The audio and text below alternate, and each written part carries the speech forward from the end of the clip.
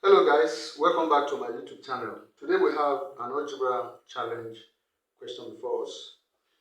We're going to attempt to look at how, what is the best approach to solving this kind of problem.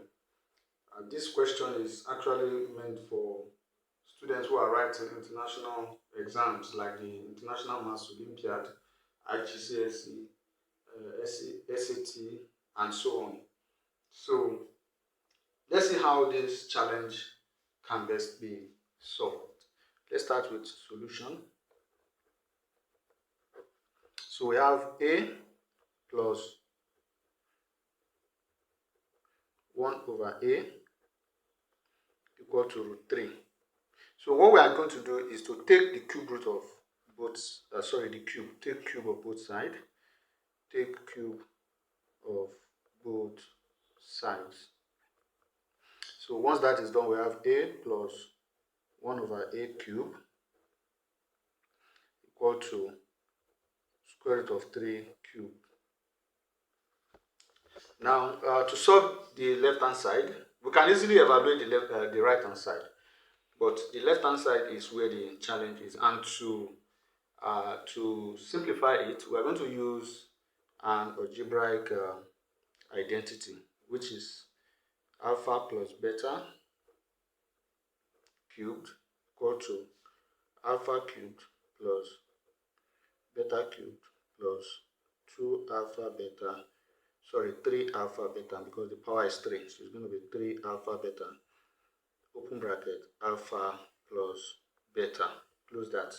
So that is the algebraic identity. So we're going to apply it to the left-hand side, and the left-hand side will now mean that will become a plus 1 over a cubed will be equal to, so don't forget that here we are going to take alpha as a and then beta as 1 over a. So we have a cubed plus 1 over a cubed plus 3 multiplied by a multiplied by 1 over a, all into a plus 1 over a.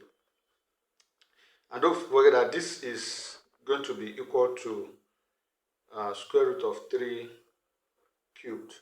Okay, so we're going to compare the middle term and the one on the right. So from here we have that we're going to simplify this. So once we simplify this, it's going to give us a cubed plus 1 over a cubed plus this a and a will cancel out, so we have 3 open bracket a plus 1 over a equal to, now the cube of square root of 3, that should give us 3 root 3. How so? Okay, so what we need to do is to expand it and see what we have here. So let's expand it and see. We have root 3 times root 3 times root 3. That will give us square root of 9 times root 3. That will give us 3 root 3. So the right hand side will give us 3 square root of 3. Now don't forget that at the beginning, a plus 1 over a is square root of 3. So here we are going to replace this with square root of 3. So we have a cubed plus 1 over a cubed plus 3 open bracket square root of 3 equal to 3 square root of 3. So here we now, this will come over to this side. So we have a cubed plus 1 over a cubed equal to 3 root 3 minus 3 root 3. So we have a cubed plus 1 over a cubed will give us 0. Now, we need to clear this fraction. We need to clear the fraction on the left hand side by using a cubed to multiply each term. So we have a cubed times a cubed plus a cubed times 1 over a cubed equal to a cubed times 0. So this will give us a to the power of 6 plus this and this will go 1 equal to 0. Of course, anything multiplied by 0 is simply 0. So from here we have a to the power of 6 equals to minus 1. So this is where it gets a little bit more interesting, because we're going to do some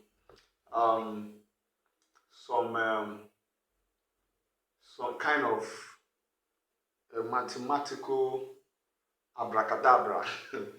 Okay, so first, before we start our mathematical abracadabra, let me bring down the question of interest, which is a to the power of 100 plus 1 over a to the power of 100 equal to what? Okay, so what we're going to do now is that since we have a to the power of 100, a to the power of 100, and then here we have a to the power of 6 equal to minus 1. See, this result here is very, very key to our solution. So we need to find a way to manipulate, yes, let me use that word, manipulate a to the power of 100. And then looking at this a to the power of 6, we're going to manipulate both of these two exponents. So let's start by saying we need to look for a number that is slightly greater than 100.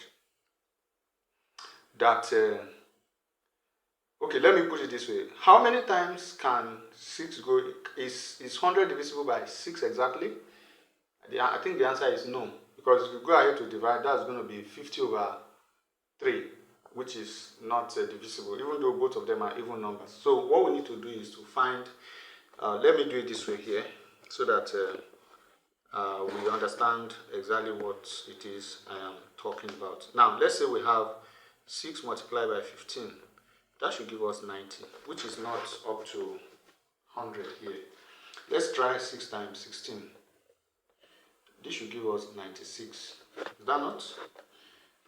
Okay, this is still less than 100. What about 6 times 17? 6 times 7 is 42. And then 6 times 1 is 6 plus that 4, that's 100. Okay, that's 102. Good. I think this 102 will work. Okay, so, and then don't forget that this 102 is the same thing as 100 minus 2. And of course, you know, in indices, if you have a to the power of n over a to the power of n, it will give a to the power of m minus n. So this our 100 minus 2. So if I have a to the power of 102, this will actually give us a to the power of 100 divided by a to the power of 2. And so how do we use it here? Don't forget that it is 6 times 17 that gave us this 102. So what we need to do is to come back here and say that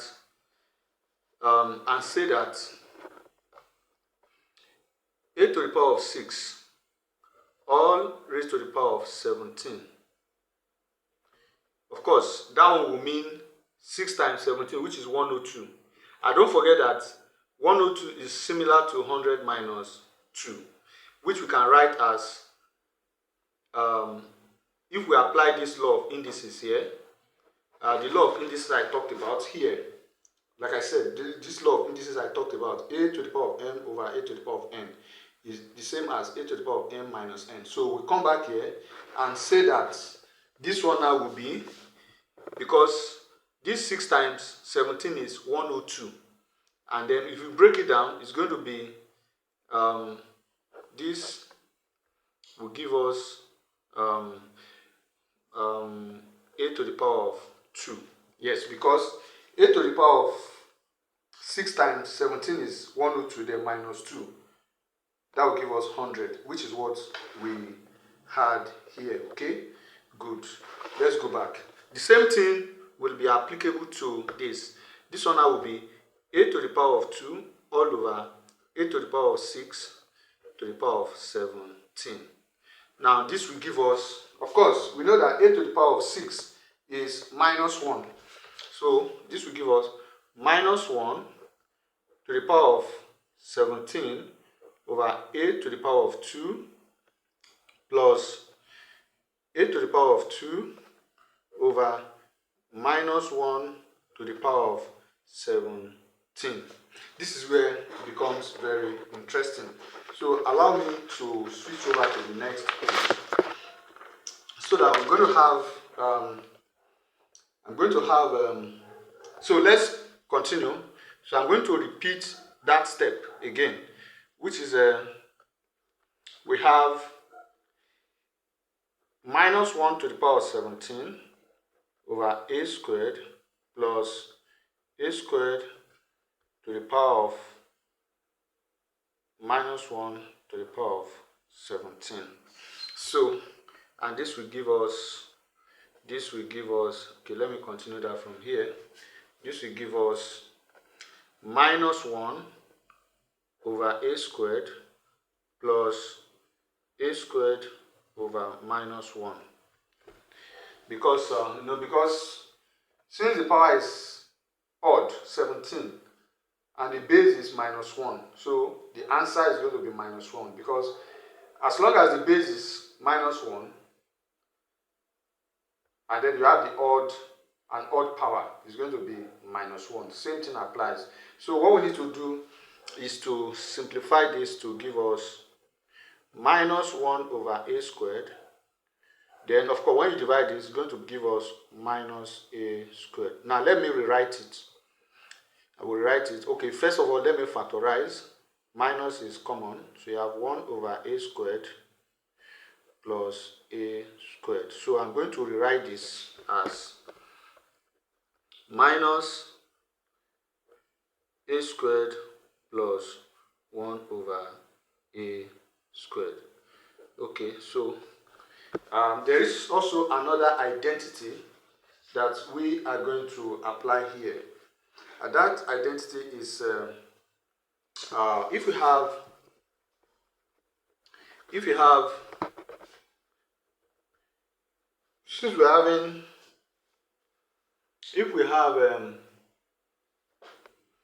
I'm trying to look at the identity that will work. Okay, if we have a squared plus b, okay, let's alpha squared plus beta squared. It is going to give us alpha plus beta all squared minus 2 alpha beta. Good. So that means this expression becomes a squared plus 1 over a squared will give us a plus 1 over a all squared minus 2 times a times 1 over a. So this and this will cancel out. So you have, so of course there's going to be a minus here. There's going to be a minus there. So we have minus